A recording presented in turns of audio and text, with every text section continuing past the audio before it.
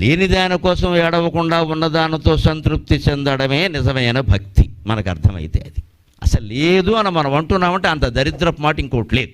ఎవరేమో అన్నీ ఉన్నాయి, నీకేమైనా కావాలో చెప్పు, అంతే లెక్క. అన్నీ ఉన్నాయి కానీ అది లేదండి, అది ఎందుకమ్మా, ఇంకా అన్నీ ఉన్నాయని చెబుతున్నావుగా నువ్వే. అన్ని సంపదలు ఉన్నాయండి, నట్టింట్లో పిల్లలు తిరగడం, నట్టింట్లో కాకపోతే నెట్టింట్లో తిరుగుతున్నారు ఇవాళ పిల్లలు, నట్టింట్లో కాదు నెట్. నీకు ఎందుకమ్మా గొడవ?